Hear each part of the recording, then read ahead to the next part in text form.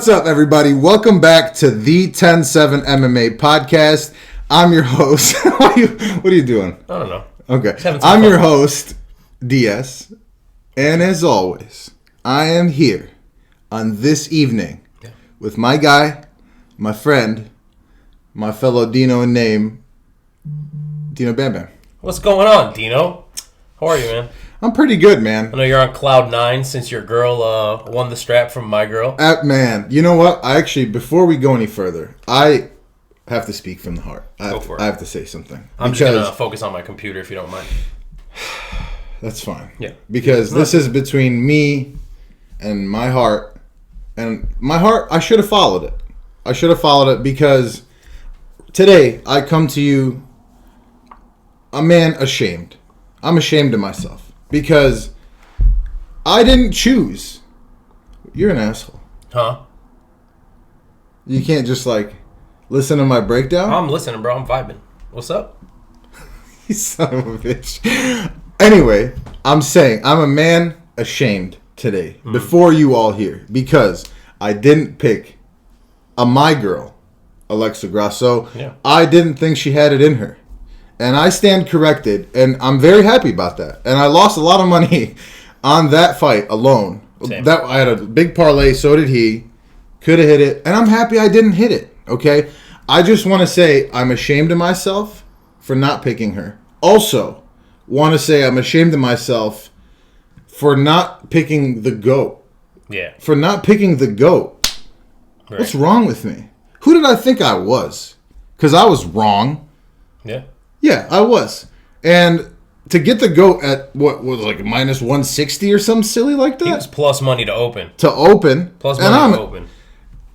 Shame on me.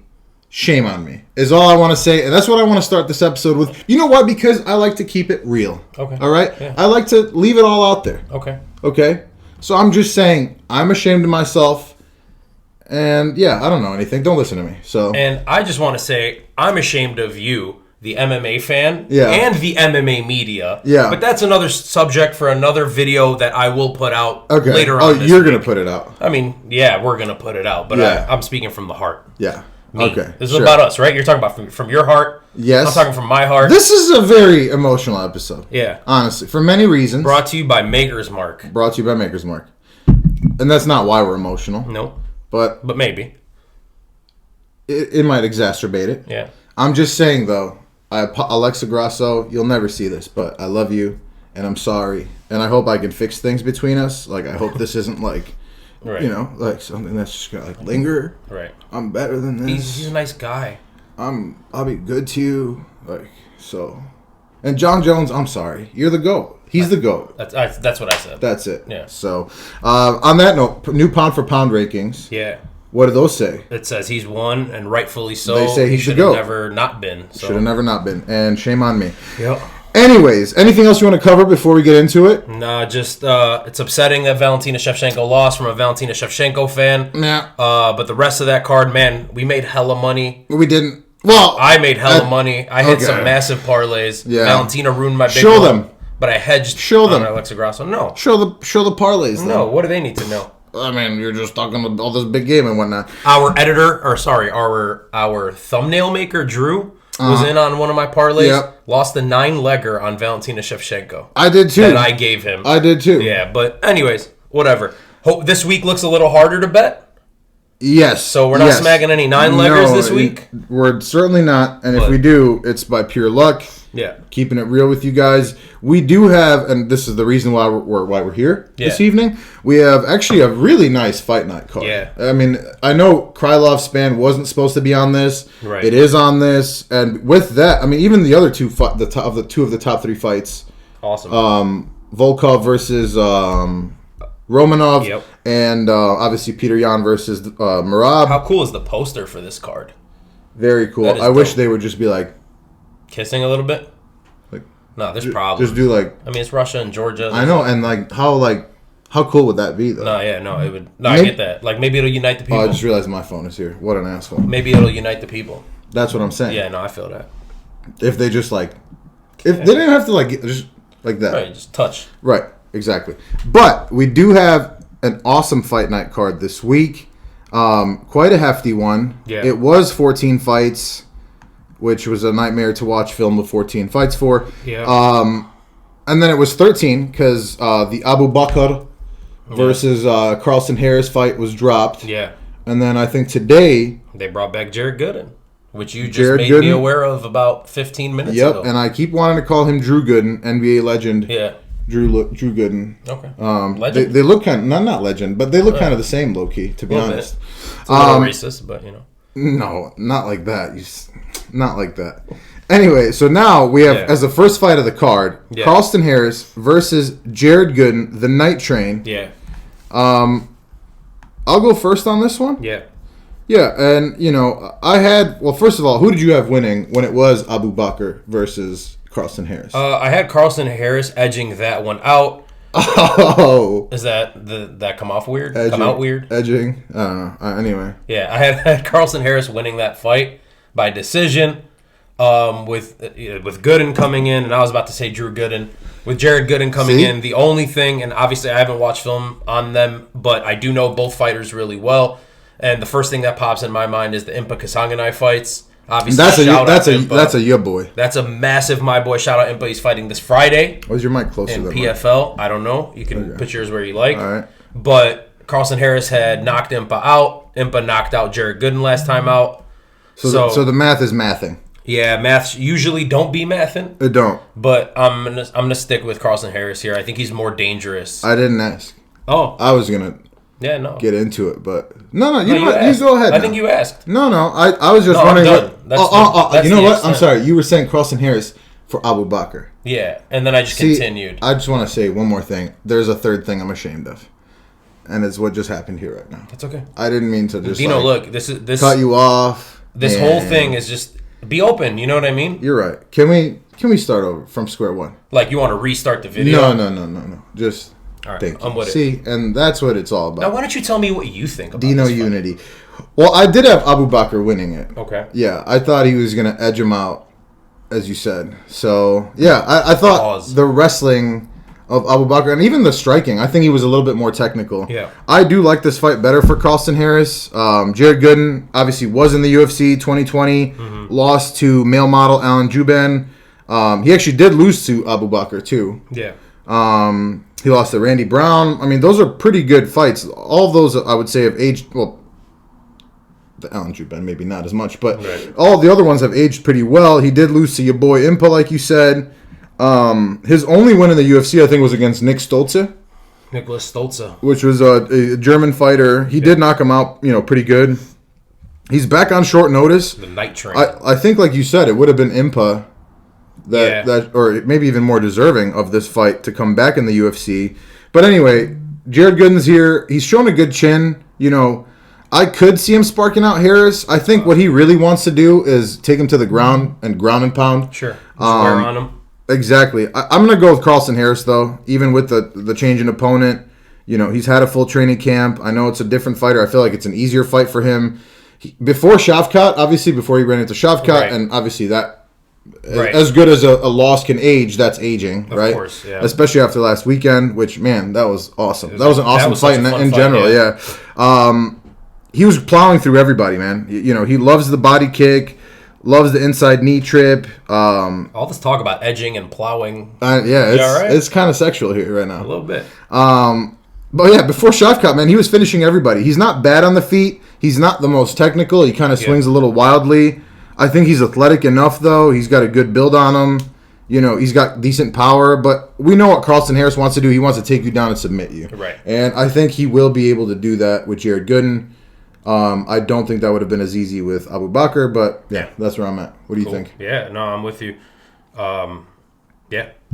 That's it? Yeah, I covered it all pretty much. Yeah. Decision for Carlston Harris is what I'm thinking. Again, I didn't get to watch. You think decision? Okay, I think he's gonna get a sub. Sub potentially, yeah. But I absolutely could see it going to decision. But even if it goes to decision, you're saying Carlston. Yeah. Okay. Moneyline Carlston, I'm comfortable with. The better. He looked really good, man. Yeah. Before he lost. So. Anyway, moving on to the second fight of the card, it's Tyson Nam. I would say Tyson Nam is my boy. Yeah, maybe not like a top level my boy, but he's a my boy. Fair. And he's fighting Bruno Silva. You know, he is the older fighter. The one thing that gives me, first of all, Tyson Nam, I don't know, he passes the eye test for me. Of course, right? He looks strong. He looks young as he hell. Looks young for 39. He looks so goddamn smug too. By the way, this is him like the whole fight. He's like, right. No. Like, he just looks super smug. Especially in that last fight, yeah, he was smiling the whole time against Odie Osborne. Or was that the last fight, or was that? No, that was, I think, yeah. But he was just. But every fight he like does that. I think it's just like maybe it's like a tell of his. Yeah. He is a slight underdog. I'm gonna take Tyson Nam, man. I'm gonna take him over Bruno Silva. Yeah. You know, we know what Tyson Nam mostly wants to do. Yeah. What is it? Knock you out. Knock you out with what? Spark you with the right hand. With the right hand, yeah. Exactly. It's that right hand. He keeps it tucked. Does he sometimes spam it a little too much? Maybe. But first of all, I just want to give respect, man. 39 and a half years old at 125. Yeah. That's a tough weight we know that at heavyweight you can be 40, 43, you know, and do well. Yep. If you're not if you're nobody, if you're a good fighter. But Tyson Nam's a good fighter at almost 40 years old, man. He doesn't look old. Yeah. We have actually a couple old fighters on this card that are like really good, really respectable guys. I love this card. They look great, man. Yeah, I love this card too, to be honest. Bruno Silva minus 165. You know, this was a hard one for me. This is like we said, it's a tough card to bet. Mm-hmm. This is like even the good Carlston Harris fight is like not that easy, right? But I just feel like he's gonna catch him with that right. I think he'll probably end up putting him out. I originally had Bruno Silva because I do think he's the better grappler. Yeah. You know, I feel like these lighter weight classes, these guys start throwing, and then the grappling. How often do you see these tiny guys grappling? Like, I mean, like it happens. It happens, but not not that often. Right. You know what I mean? Well, I think it's because they have good scrambles. Exactly. That's what I'm saying. They're so athletic. Everyone's so squirmy and like. Exactly. Yeah. He is cornered by Cejudo, I believe, still. Training partner of Henry. And it's like one of his longtime training partners. Which, man, it says a lot. I would comfortably say, especially after last weekend, Cejudo is one of the top coaches in the UFC. It's not. I mean, it's for sure. You know, he's got good power. He crushed Rodriguez in the first round. He is very well rounded. He goes for the first round finish. He goes for the finish like off the bat. He's a good grappler. I think he's more well rounded than Tyson Nam. Yeah, I've gone back and forth. I just feel like Tyson Nam's going to catch him with that right and put him out. He had a good fight against Matt Schnell, man, and Matt Schnell has looked really good. Matt Danger Schnell. Yep. Great nickname. And Schnell means fast in German. So Danger fast. And he's really fast. Yeah. Yeah. They're all really fast at 125. Yes. Anyways, as far as this fight's concerned, for me, I agree with you. I took the underdog here in Tyson Nam. Oh, you did? And very similarly, I was leaning towards Silva at the beginning, and then something's just telling me that Tyson Nam is going to get a knockout here. I've picked against him. Yeah. Again, it's my boy that I've picked against, and there's nothing worse. And you don't do that. There's nothing worse, especially when it's close, and you're like, I feel like this guy, even though I like this guy. Right. And then he wins, and you're like, I'm an asshole. Like, what am I doing? Agreed. So here's the thing. I think Tyson Nam's defensive striking is a really underrated, or maybe under-talked about, not like underrated. But his defensive striking is amazing. Like, he's really good at not getting clipped. Yeah. For a guy with that much power. And you mentioned Bruno Silva's power. I just want to mention on top of power, one thing Bruno Silva has is like just pure strength for 125. Yeah. Like, he's just like really, he's really dense and like powerful for the weight class. And yes, he does have the ground advantage. I don't think this fight really goes to the ground though. I'm taking the 39-year-old Tyson Nam by knockout round 2. I love that, and I feel like this, and I told you this earlier when me and you were talking in private, that I think we're going to disagree on a lot because I was disagreeing with myself a lot on this entire card. Same. So, and especially with all these fights, to be honest. Yeah, good majority. Moving on though, third fight of the night, according to Tapology at least, it's Victor Henry versus Tony Gravely. Yeah. Is it Gravely or Gravely? Because they all the announcers say Gravely, and I want to say Gravely. I say Gravely, but Gravely sounds fucking stupid. Sounds ugly. Ugla. We were listening to Hot Styles earlier. Shout out Hot Styles. Yeah. You know? Yeah, I didn't think you'd actually weave that in here, but yeah. Let me get your thoughts first on this one. Yeah, I like Victor Henry, by the way. Dude, I love him. Yeah. He looks... In his UFC debut, like that fight was bananas. A bananas fight. Bananas. And unbelievable that they gave him what's his name for his Raoni Barcelos. Raoni Barcelos for your UFC debut. Yeah. You know, First of all, that means that they're thinking a lot of you. And to debut at like 34 years old in the UFC against a guy of that caliber is interesting. But he's had a lot of experience. A ton of experience. 22-6. But he looks legit. He's a coach too, by the way. Yeah, so he's a smart fighter. So he's a smart fighter, exactly. And here's 22-6 is a good record, man. Yeah. He looks really good. Yeah, the first time I saw him, he was messing Tony Barcelos up. And that's the first time I ever saw him. I didn't get to see anything before that. Yeah, me neither. So, like, he debuted in the UFC, and it was like, this is my first time seeing this guy. But not I thought he like you see the like a white guy with long hair, with braids and like you're like, oh, this clown. Right, but he was not a clown. Dude, I was super impressed. Super like patient, technical. Yeah. Like I love he does like the little like the little Muhammad Ali like switch footwork, shuffle, like little shuffle. Yep. He's got some swag to him. He's really good, man. He's really good. Dude, I was beyond impressed when I saw him that time.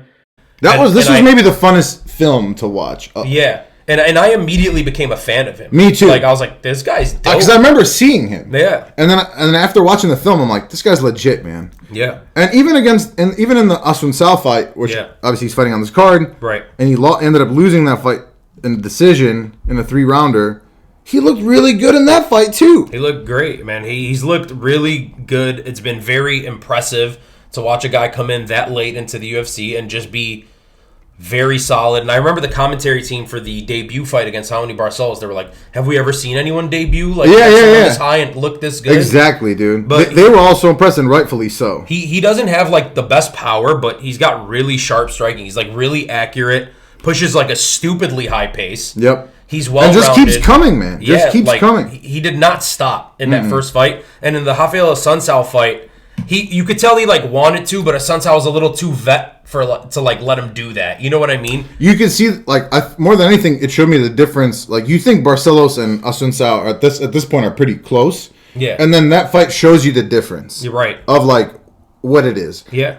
And it was you said it perfectly. It was that vet savviness of Asuncao that showed through. Yeah, like I'm not letting you do that to me. Because he threw like 400 strikes against Tony Didn't Barcelos. they break a record with one of his fights? Yeah. There's those phones, and I'm like, obviously we're huge fans, so like we're watching the fights, we're paying attention, we're trying to see what's going on, we're trying to find like any edge when they're like striking, like this guy's doing this guy's doing this. That was one of those fights where like you couldn't look at your phone. No, you would can't. miss. You're gonna miss. Yeah, strikes. You can't take notes. Yeah, It was like, dude, you better like pay attention here because you're gonna miss 20 strikes. Literally in the 10 seconds you're looking down. Anyway, and he showed a good chin too. He showed a good chin against both He's never guys. been finished in his career, not just his UFC career. He's got blue balls. Blue balls. And then do you have Tony Gravely, 4-3 in the UFC? We know what he wants to do. He wants to just wrestle you, take you down nonstop. Sort of similar to Merab. Highly credentialed grappler. He's a 2-time state champion wherever the hell he's from. I think it was Virginia. Yeah, decent power in his hands. Big. He's legit 5'5", by the way. I didn't realize he's tiny dude. He's quite that small. He's so tiny, dude. Yeah, I mean he's a tiny dude, but throws bombs. You know, he did get out wrestled by Basharat, but like it's Basharat. Right, Basharat seems to be that next level. He is right. Yeah. That's what we've seen for sure. So the Nate Maness fight. Remember when he basically like knocked out Nate Maness? And then next thing you know, Nate Maness got him. Am I tripping? Hold on 1 second. You talking about now? I'm Gravely? Yeah, the Tony Gravely fight. Maness. No, he lost to Maness. I'm sorry. He dropped Maness. That's exactly. And almost had him out. Yep. And then Maness came back and like dominated that fight. It was super weird. And I think that was the one I was telling you about with like the hit to the left side of the head. It was. It was the Nate Maness fight. Anyways, not too much to differentiate between these two. Honestly, like. For Gravely, here's what we need. We need to see if his wrestling can neutralize Henry. For Henry, we need to see if that like elusiveness and that ability and activity like will come through on someone like Tony Gravely. This one's really tough to call like the rest of this card. I'm going to trust Victor Henry because I like Victor Henry a little more. Yeah. And he's never been finished, and his ground game's pretty sneaky. So I'm going to say Victor Henry 29-28. I'm going to take what you were saying earlier. Like, staying with your my boys or your my girls. Yeah. And, like, I don't know if Victor Henry is a my boy. I don't think he's not there for me, but I like him a lot. Yeah, he's teetering. We don't have a lot of mutual my boys or my girls. Right. Interesting. I like that. Yeah. I like that about us, though. I think you covered it pretty much exactly. I think it's really going to come down to... Well, first of all, I think Henry has the better cardio. I think he's shown that in his wars. I mean, he doesn't stop. He doesn't stop, dude. Yeah. Not many people have better cardio. Again, I didn't realize how truly tiny Gravely is. 5'5" is like, we should have put Ray in. Yeah. Much less. Shout out Ray. Shout out Ray. I think this is a simple breakdown, right? It's the cardio of Henry. I think Gravely does gas out a little bit. He's heavily muscled, even for somebody who's 5'5". And it's those explosive movement guys, man. We always see that out of them. 100%. But especially, like, it's somebody like Gravely, right? Like, we've seen him tire out a little bit. Henry has unlimited cardio, but we haven't really seen him test it with a wrestler. It's a tough fight to call, like you said. It's not that, and especially because all of Henry's striking, the last 2 fights have basically been in the phone booth. Right. Right, like it's been crazy pace. He was taking it down a few times. I like you said, I still think he'll pull it out. I think he has the more impressive striking. He's super technical. I think he's very savvy. Edging, pounding, and pulling out. Exactly. So. Anyway, Henry, exactly 29-28. I have the same thing written down here. Snapped. So, moving on to another fight on the card. It's JJ Aldrich. Is this a your girl? No, I'm appointing her to be yours. I'm good because Ariane Lipsky is my girl, certified my girl, the best looking. JJ Aldrich, in my opinion, the best looking woman in the entire UFC. It's very possible, very possible. And I just want to see JJ Polish Aldrich, and Brazilian is a nice combo. It's a good mix. Shout out Conrad. He's Polish, by the way. One of our super fans. Oh, he is? Yeah. What's up, Conrad? What's up? Ooh, seize up. Can I say this real quick? I think JJ Aldrich, like, to me, she looks like she could be related to Justin Gaethje. She also be like, ha!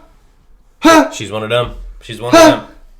And I hate how tight she keeps her guard. Like, she's like, ha! I hate that. Why? It bothers me. Yeah, me too. Just relax. No, I agree. Like, what are you doing? She's so pale, dude. Ariane Lipsky loses to everybody. And yes, she does. Of course. Like, I feel like, okay, hear me out. I feel like the more attractive you are, okay, as a traditional, this is where we're going with this, like, woman, on International Women's Day, this is what we're doing. this is where we at right now. Right. Damn! Oh no! No, say your piece, bro. No!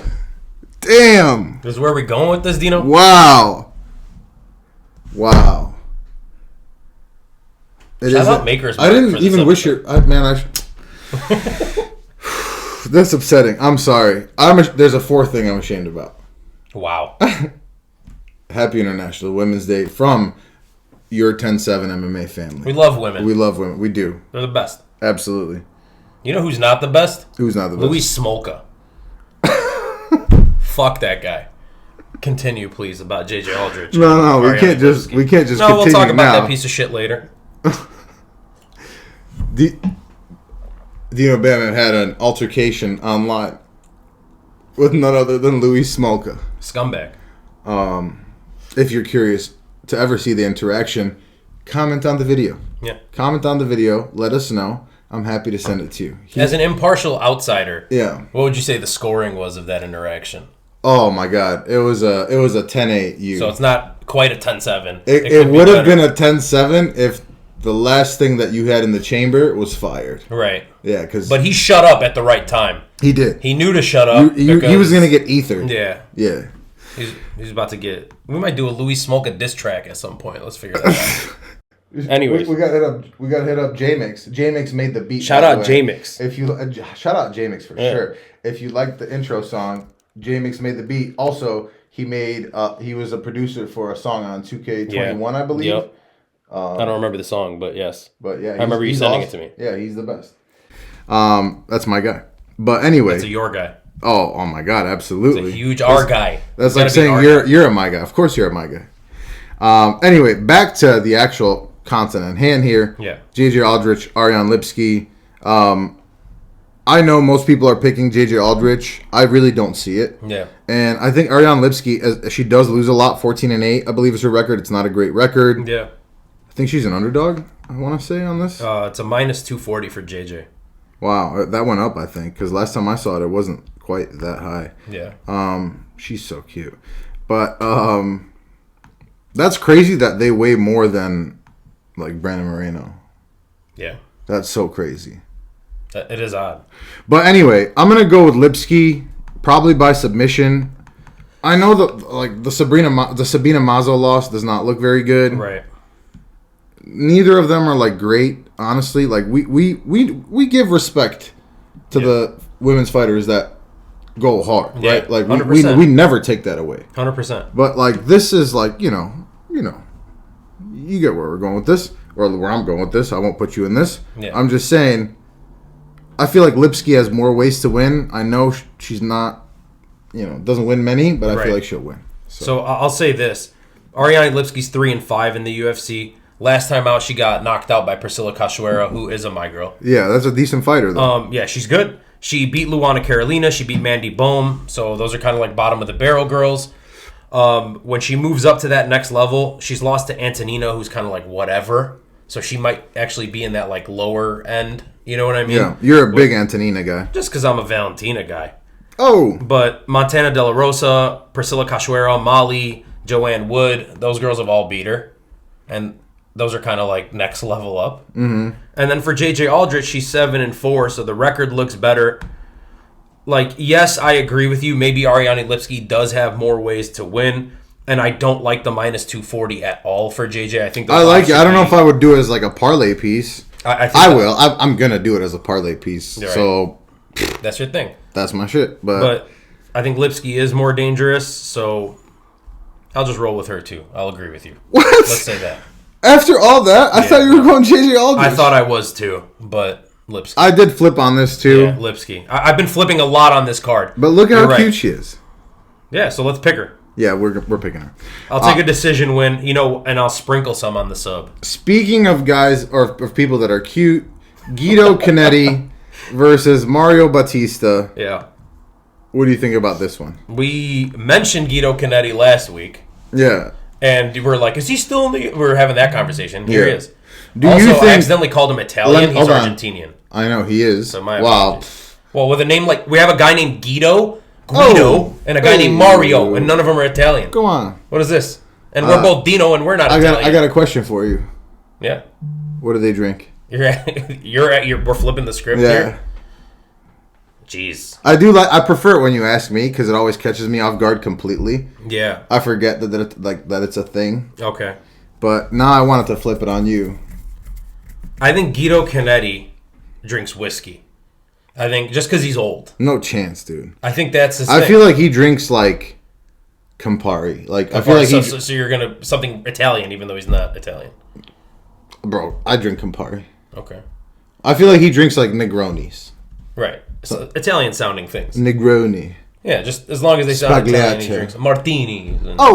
Hey, Mario Batista drinks Dos Equis. That's 100% what he drinks. Okay. Yeah. So I'm gonna say that. Dos Equis. Yeah. Interesting. He's an interesting guy. Wow. You made me realize that they don't even really have the most interesting man in the world. That is true. That guy was raw. That guy was awesome. I think he did some weird stuff, if I remember correctly. So maybe he's not raw. I would do some. Okay, first of all, I think he's canceled. How do you become the most interesting man in the world if you're not doing some weird stuff? Facts. I'd be doing some weird stuff all the time. Big facts, dude. Right? Like, like I'm not gonna sit there and I'm reading like a nice novel. Shout out the most interesting man in the world. Shout out him. Yeah, wherever he's at. Good looking old man, nice salt and pepper beard. Speaking of good looking old men, you know he kind of reminds me of? Huh. The Men's Warehouse guy. Who does? You're going to like the way you look. I guarantee it. No. Interesting man? Yeah, okay, yeah. I can see that. Shout out that guy, too. Shout out Men's Warehouse. Shout out Men's Warehouse. They have not supplied us with fits yet, but maybe one day. if you see us rocking tuxes, yeah, you know one day you knew what happened. So and we'll like the way we look. So and you will too. You'll like the way. No, you're going to. I don't think you have a choice. But anyway, you were saying Guido Canetti, your boy, 43 years young. Okay, we're just talking about him. Anyways, he's on a 2-fight win streak, 2 finishes over Chris Moutinho. Standing TKO again, by the way, for Chris Moutinho. How unfortunate is that? Well, actually, I hated that one. They really shouldn't have called that one. Yeah, he was still kind of doing his thing. He said, whoa, don't do that. Shout out Edward Petrosi. Is that his name? Yeah. Wow. Anyways, and then he had a quick RNC win over Randy Costa. He's a southpaw, comes out very hot. He's fast. He's explosive as shit. The leg kicks are super duper violent. He commits so hard to the leg kicks. Remind me of like the Vettori Paulo Costa fight. They sound like gunshots. True. Like they're violent. But he, like, to his benefit and detriment, he throws them so hard. Right. You know who he reminds me of? Who? Maybe you'll tweak off this. He reminds me of Conor McGregor. Weird, because I have a comparison here, and it's Michael Chandler. What? And I'll tell you why. No, I'm going to tell you why. There's like a little because he swings and like with power, but he's not technical. He's not technical. Yeah, he swings with power. There was this one combination, and like he's a very exciting fighter. And I want you to tell me the Conor piece because I am interested. Let's just. He's 43 years old. Right. And look who we're comparing him to. 135? Yeah, 35. Dude, he's 43 years old. Yeah. At 135. We've established many times on this podcast, the younger weight classes, the smaller weight classes, it's much more skill-based. We don't have to establish that. We know that. And once you lose an ounce of speed, you're screwed down there. Exactly. Yeah. Power doesn't go, speed goes first. Yeah. So to be 43... I feel like the only reason he's not a bigger name is because he's taken a lot of time off, and maybe that is because he's old. Maybe he's 10-7. Like he hasn't fought much. His record isn't that impressive. 10-6. I'm sorry. Is it 10-6? 10-6. Okay. Well, but I feel like if he was more active, and again maybe it's because he's old that he wasn't more active. Right. He can't be fighting every 3 months. Right. But dude, he never looks out of his element. No. In any fight, he never looks out of his element. So I don't know, man. Like. And can we talk about the odds on this, dude? And I wanted to mention that the odds are minus 900. Bananas. So we've talked about this on here before too, but when I'm looking at the film of these fights, I don't look at the odds until after I've like kind of made my decision, and I kind of have like this odds number in my head, and generally it's pretty close. So in this fight, when I was looking at it, I watched the film. Mario Batista's 29. Guido Canetti's 43. Obviously, Batista looks serious. He is a good fighter. I'm not taking anything away from him. No, he is a good fighter. I was thinking Mario Batista minus 300. That's exactly around 260, minus 265. Right. I was thinking, less than 3. I was thinking 300, giving him the benefit of the doubt for being 29 in his prime. You know, a highly touted prospect. He's beating good guys. Then I saw minus 900, and it's a plus 600 on Guido Canetti. Like, that's bananas to me. So I am taking Mario Batista, and this could be a fight of the night type war. So that's kind of why I don't see a minus 900. But if he got knocked out. He got knocked out by Trevin Jones. Trevin 5-star. Trevin Jones looked terrible this last fight. I just want to say that. He also fought former champion Cody No Love. Shout out Cody No Chin. You don't know that. Yeah, we do know that. Yeah, we know that. If anything's been established. Again, that's not a bad loss, right? Yeah. There's a reason he's fighting Cody, and I'm just kidding. I have a lot of respect for Cody, obviously, but really quickly, could we go back to the comparisons? I wanted to make this point. Sorry. So I wanted to make a Michael Chandler comparison because of like the fact that like they got similar-ish body type, like stocky, shorter for their division. Yeah. Explosive guys, not as technical striking wise as like some of the top guys, but like good power. And I was like, there is that comparison. Then I was like, man, but like I don't really see it as far as like the techniques are concerned. Yeah. And then in the Mana Martinez fight, in the second round, he threw this one combo that I swear to God, if you were to like just black him out and like put like a silhouette, you would think it was Michael Chandler. He did like that whole like Michael Chandler kind of like step in opposite foot, like just throwing bombs like overhand, like right left, kind of like he did to Hooker. And I'll show it to you after this. If you guys want to see it, go check out the second round of that fight. And it was like, dude, it was spot on Michael Chandler. Yeah. But he's very exciting. Where do you get the Conor McGregor comparison, Matt? Dude, honestly, I forgot which fight it was. Even like the beard, the shape of the beard. He looked and like his Conor and his body type. And I swear to God, I said that too. Yeah, he looked just like him. Weird. And also like his leg kicks, which Conor in his like recent fights loved the leg kick. And he had the same stance. Yeah. He had the same wide karate stance. Yeah. And he's a southpaw. Identical. Yeah. Identical. Yeah. So I was like, dude, like I literally have it written here. Kind of reminds me of a mini Conor McGregor. He throws, and I also have written, throws some of the hardest leg kicks. It's crazy. Yeah. But he throws them so hard that he leaves his head open. Yeah. So I mean, he's down to get touched. Like he he doesn't give a shit. He's gonna get touched. He's got legit power for the division. He's not technical at all. He's a strong little. Literally, I've written here. He's a strong little Argentine throwing bombs. Sort of like Messi. And then I've written down the odds on this are insane. Some of the craziest I've ever seen, maybe. But I do think Batista wins. Yeah, I think Batista wins too. I do think Batista leaves his chin open. That's why I think that these odds are crazy to me. I'm throwing money on Guido money line. On a one-off. Yeah, 100%, dude. At those odds, everybody should. You have to. Anybody that knows anything about it should. I do think that Batista gets better as the fight goes on. I think Batista's legit. Is really what it comes down to. Agreed. I think Guido Canetti is legit as like a fighter in general, but I think Batista, even though his record doesn't really show it, I think he has potential to be something in this division. Agreed. Is really what it comes down to. So, anything else you want to add to that? If you have never seen a Guido Canetti fight, do yourself a favor. Tune in on Saturday. You don't have much time left to do it. My man's like 150, but enjoy it while you can. He is very, very fun and fan-friendly. He is, man. He is. And moving up the card, and this is one that I've been waiting for because we've got a Chicago boy. Yep. SD. Yeah. Dumas. SD. It's a Chicago gang, too. It is. Yeah, but it's just that I think it's so give us some background on him. Yeah, so this was really interesting to research this guy for a little bit. Yeah. I saw him in the Icon League, Jorge Masvidal's Icon FC. Both times. I didn't realize how much of a feeder league. Like this card, there were a lot of guys. There's a ton of dudes. Yeah, there was the other guy that we're getting to a little later on, the 205er, right? Okay. Anyway, Cedricus Dumas, SD. Anyways, hey, this guy is Cedricus Duplessis. I'm not gonna shout out Duplessis. No, I don't. Nah. I'm not shouting any of those. And he's certainly not my boy. The cheater kid that was cheating the whole card. Cameron Simon. Yeah, what a cheater. I liked it. He's sitting there poking, kicking nuts. He's like, brother, I will not kick nuts. I'm not dirty. I only kick it 2 times, not 3 times. Like, yeah, I'm not dirty. You did it in your last fight, my dude. Yeah, and you he did it on the did. Contender Series. Like, the guy just cheats. What if he just likes to see him, like, boing, boing, boing, boing, boing, boing? Like, he just likes to see him, like... What? Testicles? Yeah. He just likes to see him, like, doing their thing. Like, when he kicks Not in him... the cage, man. I don't care what you do outside. What if he's like, boop? Or he just, like... Boing, boing, boing, boing. Like, seems like the type. Yeah. Anyways, Cedricus Dumas.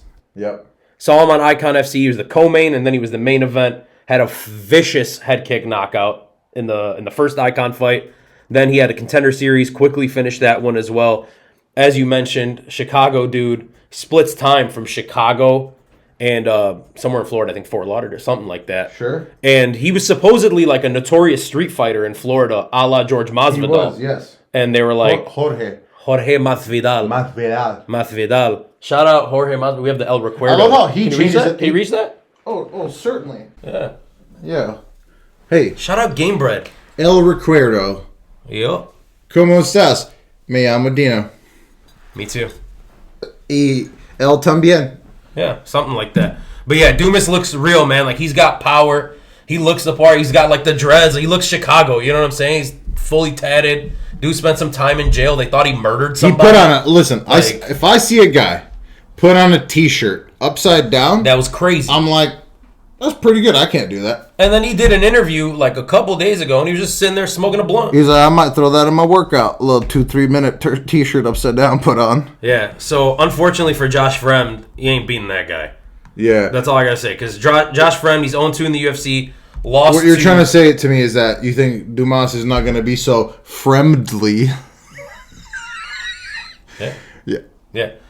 Josh Fremd 0-2 in the UFC. Losses to an absolute my boy in Tresean Gore. Shout out Tresean Gore. Okay. And Fluffy Hernandez. I'm down. I would say that's a my boy. Fair. Yeah. So both our boys beat his ass. That's how you know you're getting old, bro. I was just That's how you know you're getting old. That's how you know you're old, when you go in a dab and your elbow cracks. But what's funny about Josh Fremd in those 2 fights, because it's not funny because he lost, so that's not what I was saying. It's not funny. Right. But what's funny is you don't get subbed by Fluffy Hernandez, and then you end up getting subbed by Tresean Gore. Oh, yeah, right. And, like, Fluffy had him in trouble, like, the entire time. Yeah, and, like, times. He never, you know. Yeah. And nothing was ever, like, locked up. He's but anyways. 6'4", dude. Yeah, he is tall. Nothing jumps out on his tapology. Nothing. Like, he's lost to the people with like some name, you know, and he's beat people with no names. Like I think we both agree that the difference is just that SD looks a little different. He looked a little different. And different. I think he's gonna do. He looks like the potential. It's the potential difference. Right, like, undefeated. He looks like somebody who's and not just undefeated. We see a lot of undefeated guys, right? Of course. Like, you know, you kind of beat a guy on Dancing with the Stars, and then and all of a sudden you're 4-0. All of a sudden you're 4-0. Yeah. I'm just saying he looks like. Or you're from Russia and you're 27-0, like, and you got a neck beard and you fought a bunch of cans. Yeah. Like fought some guy that's 1-17. How do you keep fighting if you're 117? But anyway, what I'm saying is, I think Dumas is just he's got that something else. Yeah, and at middleweight, especially at 185, that's the second most trash weight class. Right. It's so right? Do we agree? 100%. Heavyweight most trash, and then middleweight. Middleweight, yeah. And it jumps out even more at middleweight because middleweight is so bad that like you just hope that someone comes in and you're like, wow, that guy's like a phenom. Or like, dude, that's, you know, the future of this division. Because there is no future of that division. I had a girl like that. They don't get knocked out. Yeah. SD Dumas, late first, early second knockout. And then probably knocks Josh Fremd out of the company as well. See, I wouldn't like that. I actually think that Josh Fremd is like not like legit. Right, but you go 0-3. Maybe I throw words around too much sometimes here. Yeah, I do think that he's a decent fighter. I think there's space for him in this trash ass division. I agree, but 0-3 is 0-3 in the company, and they don't keep many of those guys. I will not take the Josh Fremd slander. Then he's your boy. No, never mind. I'll take that back. I'm just saying, I think he's a decent fighter. Yeah. Doesn't he train at altitude too? So he's got good cardio. Like from Texas, I think. I have no idea. I don't know. I just think I agree with you. SD Dumas is going to beat him, and I'm excited to see what Dumas can do in the UFC in general in the big leagues. But yeah, I don't mind Josh Fremd. I think there's space for him in this garbage ass division. Probably. So, you know, I'm a fan of keeping those guys around. You have 50 fight nights a year, you know, 50 cards a year. Also, there's not that many gingers. You need them. You need representation. They're people too. Yeah. Shout out my gingers. Right. Shout out Joe, actually. Joe is a ginger. Yeah. So, anyway, moving up the card, and this one is very interesting to me. Very interesting. Okay. Yeah, no. No, why don't you take it then? No, it's interesting. Okay. So, are you talking about the Asuncao fight, or? No, Davy Grant is another ginger. Oh, you're right. He is. Okay. Yeah. So it's Davy Grant versus Rafael Asuncao. What do you think about this? Okay. Well, Rafael Asuncao, obviously, you know, good power, nice beard. That's a big part of it. Good beard. And he wants to take the fight to the ground. He has good power. Thing is, I am leaning Davy Grant here. And why? Because Davy Grant is the ground guy, right? Like, if you see his last few fights, you would think like he's a stand-up guy, but really at heart he is a grappler. It's weird because Asuncao's 1-4 in his last 5. Is he starting to get over the hill? They are to good guys. Those losses. He is. I think he is. But he is. I think 40. He is. I think this is like we talked. There's a lot of and Davy Grant's 37. Yeah, so he's not a spring chicken either. I do think that watching them, I think there's a noticeable drop off, at least from. Like, Davy Grant was never at his best. Davy Grant was never as good as Asuncao at his best. Yeah. But I feel like there's been a much more noticeable drop-off in Asuncao's decline compared to Davy Grant. Because Davy Grant was on fire recently. Yeah. And then he's 5-5 in the promotion. You can't really tell too much from his last fight because he beat that worthless piece of shit, Luis Smolka. And, like, what does that mean? You know what I mean? Like, that guy just loves going to sleep on the canvas, in the octagon. So it's not, like, a really big deal to beat a fucking scumbag like that. But Davy Grant is dangerous, hence the moniker. Uh-huh. So I am going... What is it, danger guy?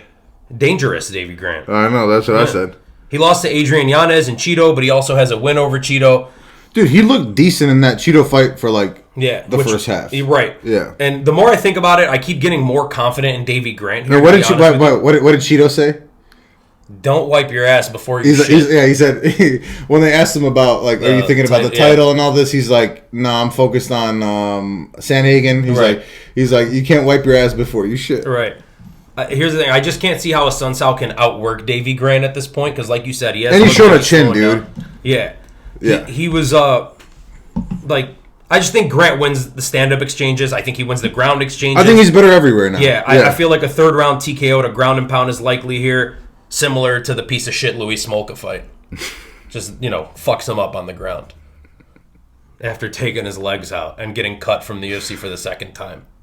And not having a job at 31 years old, just washed up. Something like that. Hope that doesn't happen to Sunset. Well, actually, he's had a way more successful career. He's 40 and still in the He's UFC. a man. Yeah. He's 40. Yeah. Yeah. I like both of these guys. I think that's about as good of a mic drop as you can ever hope for. So we'll just move on. Yep. Do you agree? Next. Do you agree as far as the? Yeah. Okay. Yeah. I mean, listen. I'm a rider. Yeah. Whatever you need, bro. No, I'm just asking if you agree on who you think is going to win this fight and how they're going to win this fight. Not that guy's a piece of shit, because he is. Everyone knows that. Sure. He's a loser. Yep. And the CTE's starting to show, man. It's a shame. Poor guy needs help. Louis Smolka, man, if you need some help, brother, just reach out. Just reach out. There's always someone willing to listen.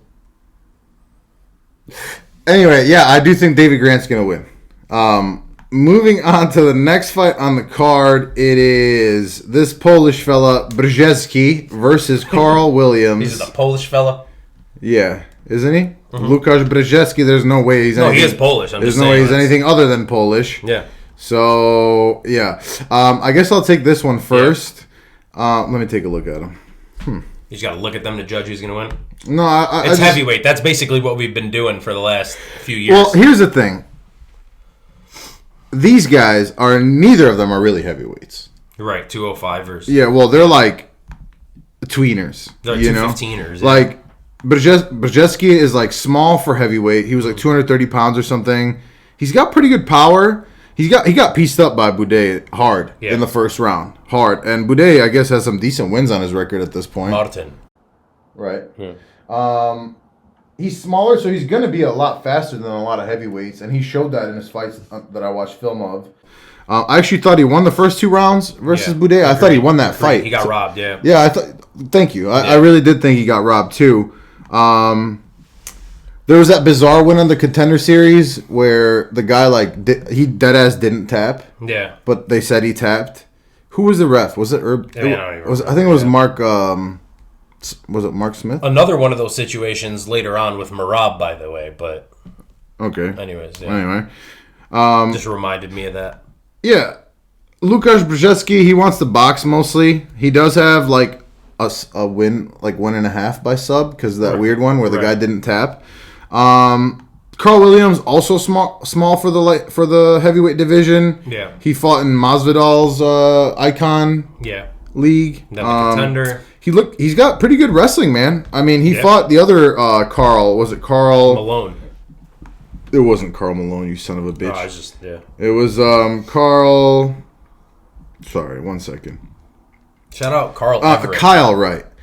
He dominated that dude. He loves the body lock.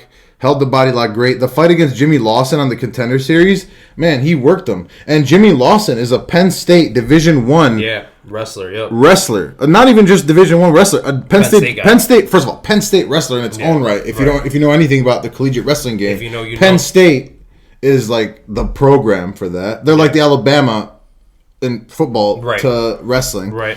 Like the Duke and he was All-American. Yeah, he's a stud. And he was 265 pounds, and this dude got worked by Carl Williams. Yeah. So initially, I wanted to go with Brzezinski. Honestly, I really did, and I think this Carl Williams may be a slight favorite, or. Good question.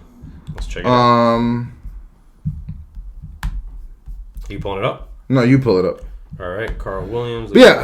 Initially, I want plus 145 on the Bresky side. Okay, I saw a lot of people saying there's value in the Polish guy. Yeah. And initially, I'm like, yeah, he's got decent hands. He looks pretty good. Yeah. But I don't know, man. When I watched Carl Williams out wrestle a D1, like not just at Penn State, but a D1 Penn State All-American at heavyweight. Yeah. Who looked lost against this guy on the ground. Yeah. Like, I just feel like the wrestling's going to be too much, man. I'm going to go with Carl Williams. I don't know if it's probably ground and pound. Like, I don't know if it's going to be a finish or just like he's going to dominate him on the ground for 3 rounds. But I do think Carl Williams is going to win. Yeah, I kind of wavered on this fight as well. I ended up staying on the Bresky side, though. I think Williams has the opportunity to make this fight look really easy. Like, you know what I mean? I'm not picking him, but I think he can totally just end this in the first round, dominate Bresky, and then it's like, all right, we got a real guy on our hands.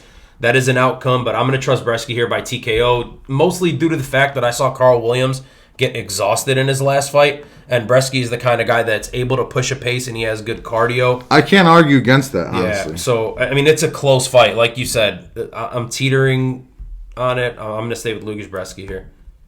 All right. I don't hate it, man. Moving on, and this is a crazy one. Yeah. It's Vitor Petrino, and this is the first fight of the main card, according to Tapology at least. Yeah. Vitor Petrino, the Brazilian, jacked. Just dumb jacked. Like, literally like a perfect, like Vitor when he was on roids. On roids. This guy's got to be on roids, dude. 100%. He is so jacked.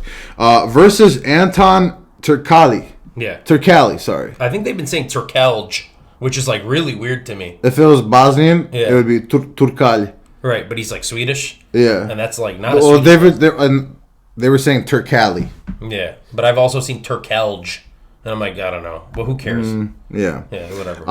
If you're good enough, people are going to learn the right pronunciation. Exactly. Yeah. And that's funny because in this fight, Paul Felder was announcing it, and he, for the life of him, couldn't get his name right. Yeah. And then at one point, he was like, then you think about, like, Nurmagomedov, and, like, for me, it's so easy now. And it's like, exactly that is proving your point. Yep. This fight looks like it should be really fun. And as you mentioned, Vitor Petrino looks like an absolute killer. He has like that Alex Pereira vibe, like stoic, just like he's more jacked than Alex Pereira, but he's got like that way more jacked. He just looks like a mean killer, silent somehow type. Alex Pereira is bigger. You're right, which is crazy. Yeah. And then you have Anton Turkalj. Like this fight looks weird because then he's like this like non-assuming looking like long blonde haired Swedish guy. Maybe the best nickname. What is it? Of anyone ever for Turkalj? Yeah. The Pleasure Man. The Pleasure Man, yeah.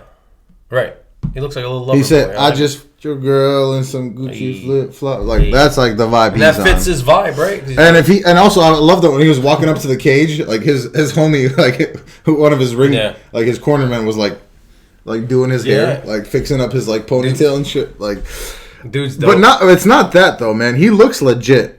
Oh, as far as fighting's concerned, I think he's the more well-rounded fighter. 1,000%. One thing I was rolling at too is that he said that the reason he started fighting is because he kept taking people's girls, right? And so dudes kept trying to fight him. So he was just like, all right, I gotta just like learn how to throw hands. Feel that. But he doesn't really want to throw hands. I feel like he wants to more wrestle than anything else. Yeah, he is a grappler, and I do feel like he's the more well-rounded fighter.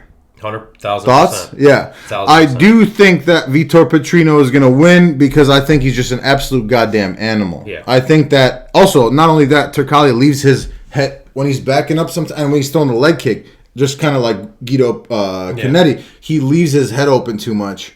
He got caught against who did he fight? Dos Santos. In the Dana White's Contender Series, he fought.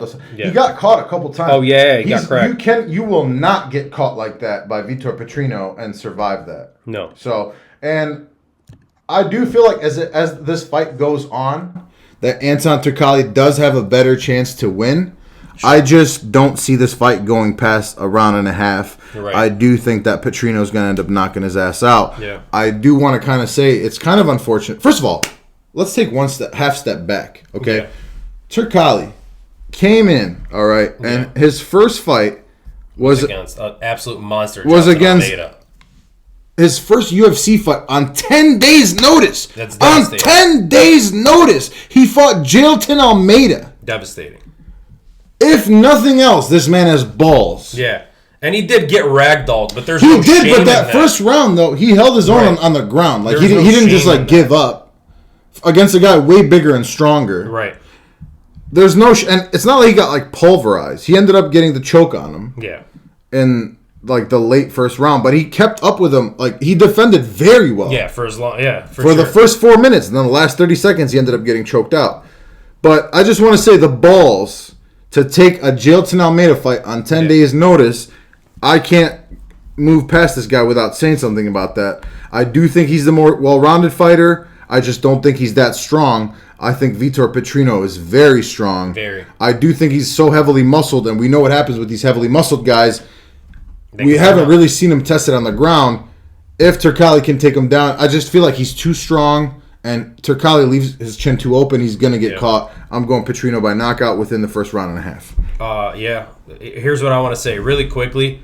7-0 versus 8-1, 25 years old versus 26 years old. Yeah, exactly. These dudes it's a shame that they're fighting each other. Yeah. Huge futures, you would hope. I want both of them in the UFC. Right. Big time. So in this fight, we're going to find out a lot. We're going to see how real both guys are.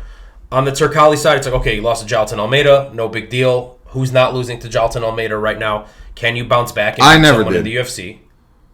Yeah, right. Right. You shouldn't. I'm just saying. Yeah. And then on the other hand, it's like you've dominated everyone. You've made them, for Vitor, you've made them look terrible. You've been destroying people, finishing everybody basically. But you're in the big show now. Can you do that here? And I agree with you 100%. This fight is a finish one way or the other. I don't see it going to the distance at all. I don't see Turkalj finishing him though, man. And if he does, by sub? I guess by sub, yeah. It would be just wearing on him, 2 rounds in, and then the dude, we've never seen him that late. And he looked gassed in that second round. So he caught the guy, the other Brazilian guy, who looked really good too, by the way. He caught him with a straight and put him down. Yeah. And before that, though, he looked gassed. So that's what I'm saying. So that's exactly what I think. Even if it goes like past the middle of the second. Yeah. I think it's a finish. I don't think this fight gets to 15 minutes. That's great. No, either subs him or gets knocked out. I feel like there's no way that Petrino wins by not a finish.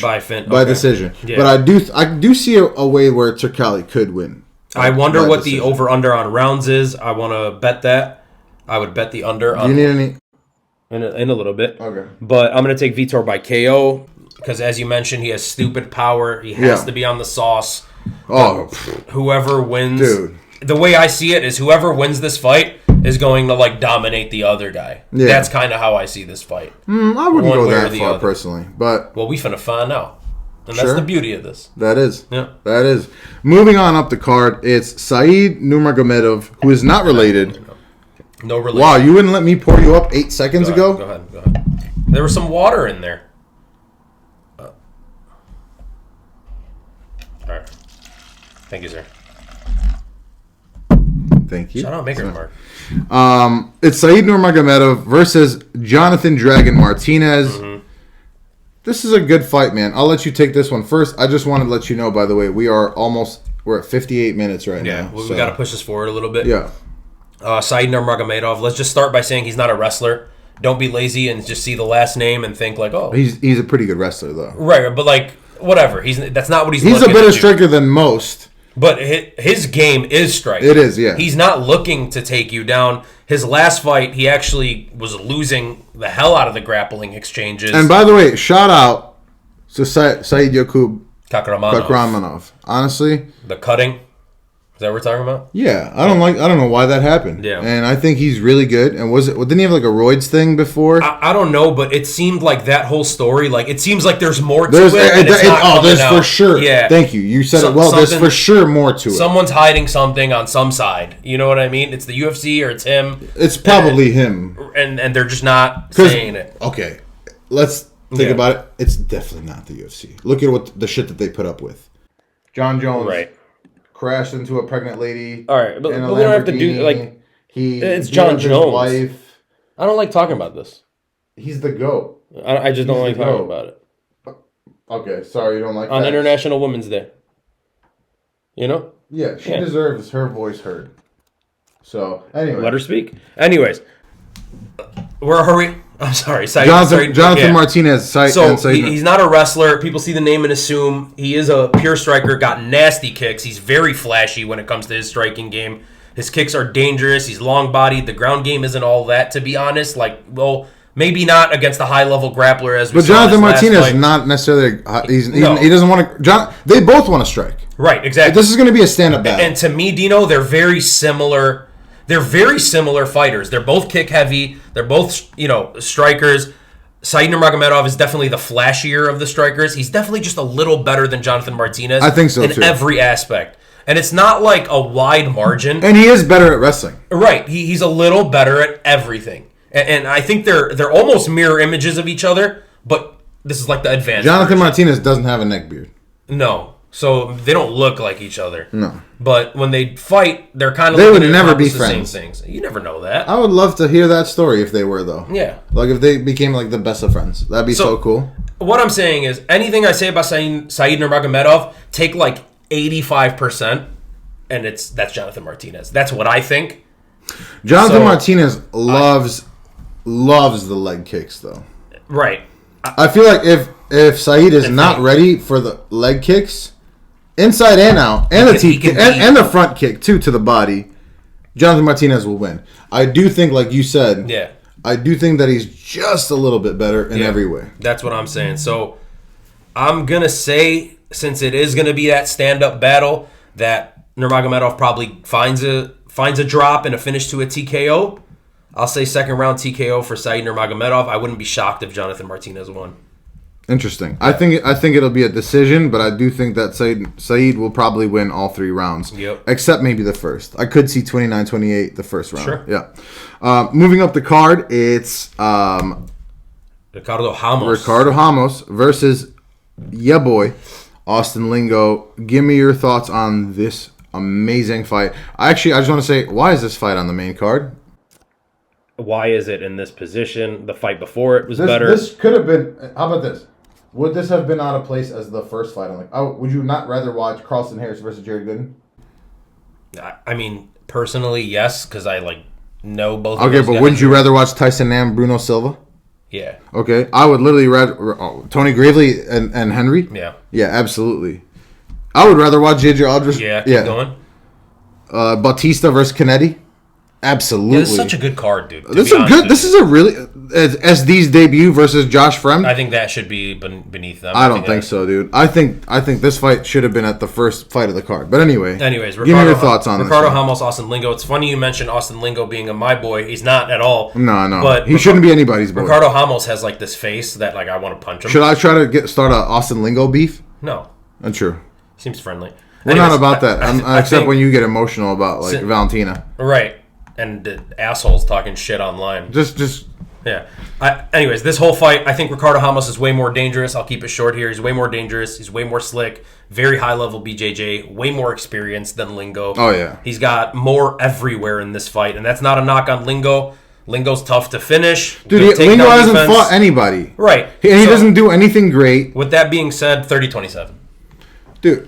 Yeah. I like Bill Algeo, for example. Cool. And Ricardo Ramos beat Bill Algeo. Yeah. That's a decent fighter in the UFC.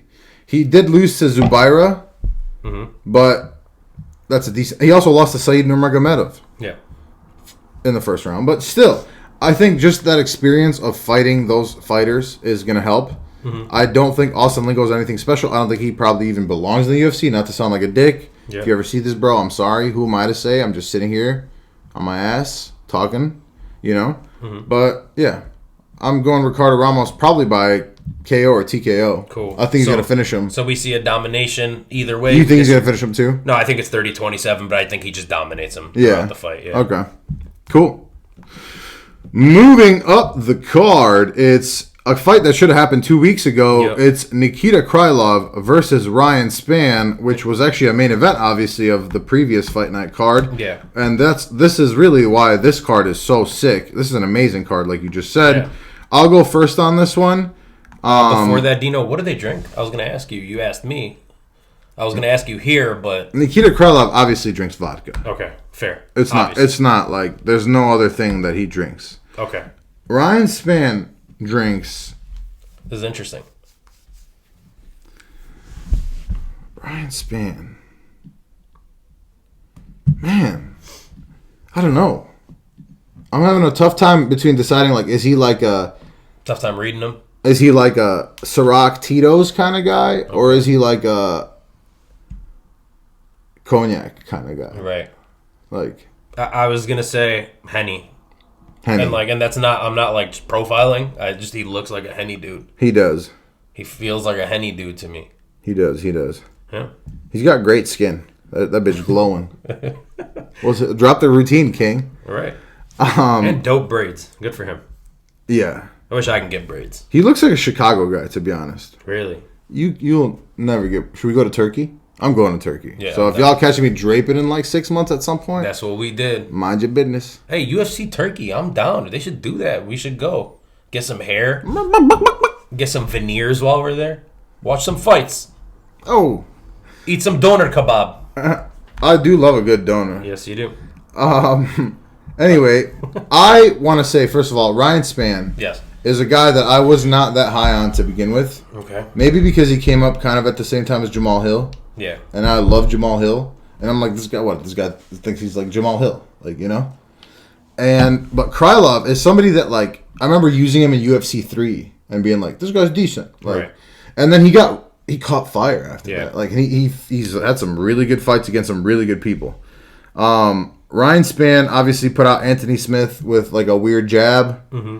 Krylov, karate background, but good on the ground too, man. The fight versus Volkan Ozdemir, he looked amazing. Yeah. He was beating his ass, dude, in the striking. And Ozdemir, before that, was known as like the kickboxer in that weight class. So once he got settled, he was outstriking him.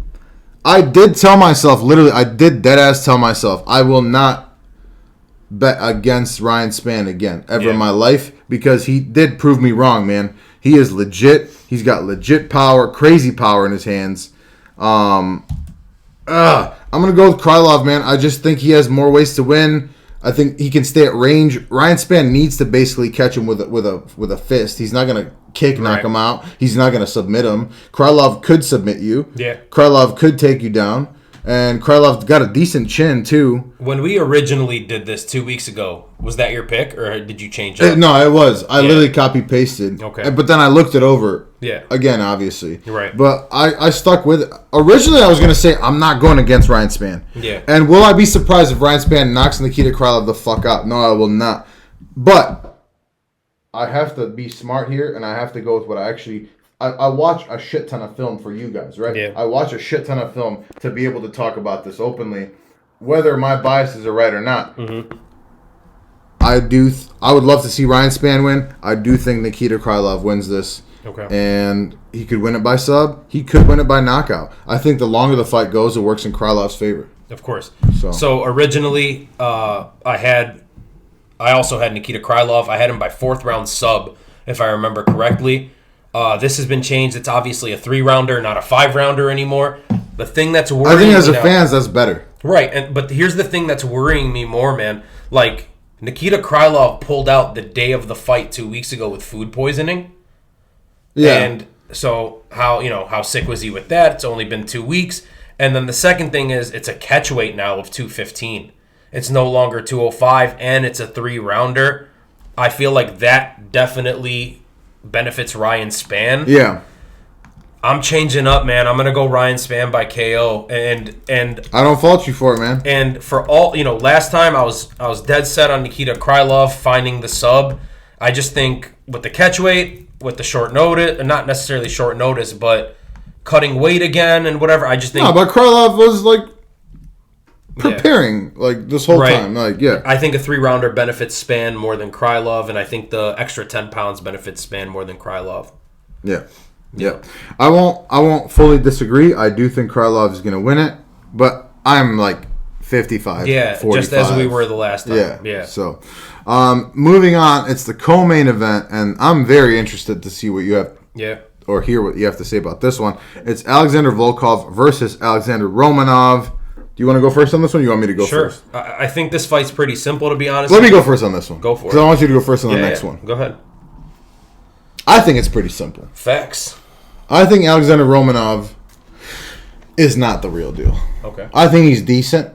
Mm-hmm. I think people underestimate Volkov and always have. I think Volkov's going to piece him up on the feet. Okay. I think Romanov is going to have a very hard time at 6'2" taking down a 6'7" guy. Like, people don't understand. Like, when you pick think about at 6'2". You're right. Picking somebody up who's 6'7". Yeah. How much higher do you have to get them up to get them down if they're 5-6 inches taller than you? So we know what this fight is. Mm-hmm. If it stays on the feet, Volkov's going to win. Yeah. If it goes to the ground, Romanov will probably win. I think Volkov has really good takedown defense for a heavyweight. I think he's constantly underestimated. I think he's a way better kickboxer. I think here's the thing though. I do think Alexander Romanov is. I'm talking like I'm hella confident right now, right? Yeah. I think it is pretty close. Yeah. I think Romanov is maybe the fat.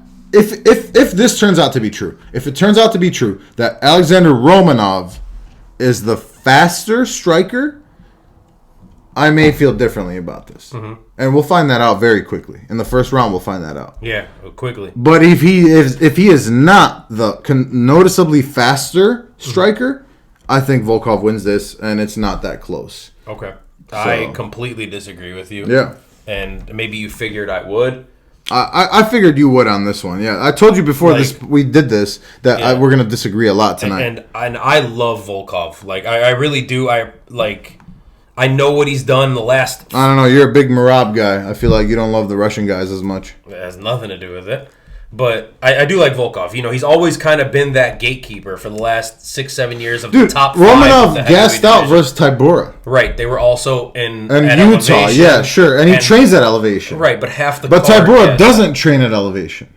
Whatever. Okay, but you saw him gas out more than Tybura did. Okay. He was done after the first round. Sure. So that's what I'm saying. The wrestling, I don't see him even getting Volkov down like he did Tybura. I guarantee you he takes Volkov down. He will take him down. Yeah. I just think Volkov is not going to stay down.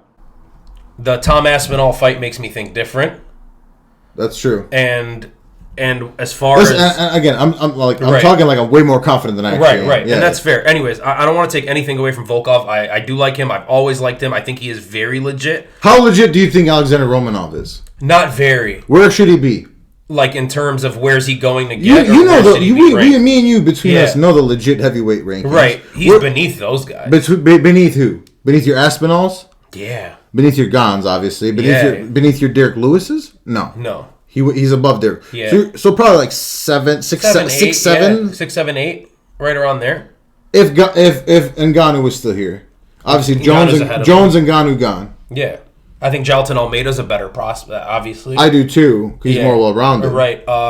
Spivak, he's around that range. But what's his name, though, for sure? Who? Curtis Blades? Nah, bro, the guy that was the backup. What's his name? Sasha. Sergey Pavlovich. Sergey Pavlovich. Oh, yeah, 100%. Oh, yeah. I think so those he's guys, 6, 7, 8. He's underneath those guys. And who's the first guy above him? Spivak. Yeah. But you think he's above him? I think Spivak's above because they would both. I would like to see that they both want to wrestle. Yeah, and I think Romanov beats Spivak actually. Interesting. I'd like to see it. Which is very interesting because I think he loses this fight. Yeah, I'd like to see it. So what do you think Volkov is? 9, 10? Yeah, I think he's slowly moving back in the rankings. Yeah, and there's no shame in it. The guy's been doing this forever, and you are better at this than I am. I feel like so. You usually do better at the picking. On this podcast. It's been like 50-50, I feel like, at this point, probably. Right. If we add it all up, I feel like we're 50-50. We're within like 2-3. But I feel like in general, you've been better than me. So maybe. I feel like now I'm like, oh, maybe. Yeah, again, this was 50-50 for me to begin with. Right. As was half this card. Yeah. I see him getting a sub, to be honest with you. I see him getting a sub on No Volkov. fucking way a sub. I'm betting it, so we'll see. We're gonna find out. You know what I mean?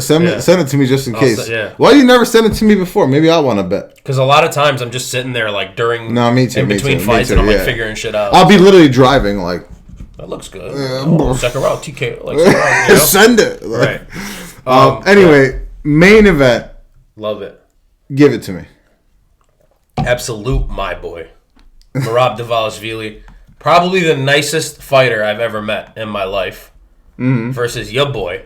Yeah. He's not a my boy. Where is he? Peter Yan is on one of these posters. Maybe we have him covered up behind Peter Yan is not a my boy. Okay. Well, I like Peter Yan. I like him too, but he's not a my boy. Here's how I see it. If this fight was a 3-rounder, I would 1,000% and with like full confidence take Merab. With full confidence. The 5 rounds is definitely making me pull back on that 100% confidence here. Peter Yan is known to start late. He always loses the first round. He is one of the most... When I think slow starter, there's 2 guys that... Right, I know there's others, but there's 2 guys that immediately come to mind. Ovin St. Preux and Peter Yan. Yeah. So he starts He calculates. Slow. Right. by the late But to a fault though. Yeah, like get going, of dude. course. How about this? If he didn't do that in the Sean O'Malley fight, he would have won. He wins the fight. Yeah. So he always loses that first round, always loses that second round, and it's by choice. It seems like it's by choice, but maybe it's a habit at this point. And the way I'm seeing it is I still have to stick with Merab Dvalishvili here. Because if you're giving Merab rounds 1 and 2, and then you're telling me all he has to do is win round 3, round 4, especially or round because 5. You're right. Yeah. You're right in that if you're taking that regard like that stance, you're right. Because what's Merab gonna do? He's gonna lay on you. wrestle. He's gonna lay on you on the if he has to. Yeah. A guy like Peter Yan, he's tough to take down, tough to keep down. You're right. But Merab will be happy to just lay on your ass on the fence. Mm-hmm. Let me explain one thing, though. I was really interested in this because with Peter Yan, his takedown defense is highly regarded, and the stats agree with it. He is very tough to take down, but like 40 of those takedowns were Aljamain Sterling. Yeah. And it's not like Aljamain Sterling was panic shooting the first time. Yeah. In the first fight, he was repeatedly panic shooting. Yeah. But Aljo was able to get on his legs. I was just that Merab, second fight. I was so impressed by it. And the thing with Merab, Aljo's the better grappler. He's the human backpack. He's got all the subs and shit. But when it comes to Merab, he's a better wrestler than Aljamain Sterling. Like a pure just wrestler. He's not the grappler Aljo is. He's not the submission artist Aljo is. Basically, what you're saying with that is that if Aljo has the better jiu-jitsu. Right. And the better offensive, the better submissions. Right. And the Merab better ability wants to control positions. you. Right. But if Aljo's getting to your legs, that means Merab can get to your legs. I worry about the knee from Peter Yan because he does throw a great knee up the middle. And that's really the only thing I worry about here, aside from Merab gassing out. His cardio has been amazing thus far in the UFC, but we've never seen him go 5 rounds. Can he sustain that unbelievable pace that he pushes for 25 minutes? He can't. Because Peter Yan's going to win this fight. And Peter Yan's just going to piece him up in the boxing. I think Peter Yan, with the Sean O'Malley fight, he trained a lot of grappling. Obviously, with the rematch with Aljo, he trained probably nothing but grappling. Yeah. Arguably, could have won either of those fights. I know he technically lost both. Yeah. But pundits would say could have gone either way. I don't believe that second one, but that's another story for another day. The O'Malley? No, the Aljo. second Aljo fight. I agree. I think Aljo won that. And you know I'm a huge Aljo guy. Same. So... and I don't know. And then maybe, and this is maybe silly, but maybe Merab is going to be too emotional because the Georgia-Russia thing. He's been talking a lot about that. He also just had the flu this week. He kind of like cornered Peter Yan for like an interview. Yeah. Like, brother, we will talk Georgia-Russia. Like, he is mean guy, Russia. Like, I don't know. Maybe that's too much in his head. I'm going to go Peter Yan. I don't think anybody's getting finished in this fight. I'm going by decision. No matter if you're betting this fight, bet it to go the full 5 rounds, in my opinion, more than anything. But I just think Peter Yan's boxing is better. I think his takedowns defense is going to be too good. And the judges are the judges, right? Like, the judges don't love you just laying on somebody on a fence. And I feel like that's the path to victory for Merab. I just see Peter Yan taking it. Can I explain? Can I just I'd rather counter? You not. I just want to counter something. I'd rather you not. Oh, forget it. Okay. No, but seriously. Yeah, sure. The Peter Yan thing, it's like, I agree with you. The judges do not like you just laying on somebody. We saw that in the Jose Aldo fight.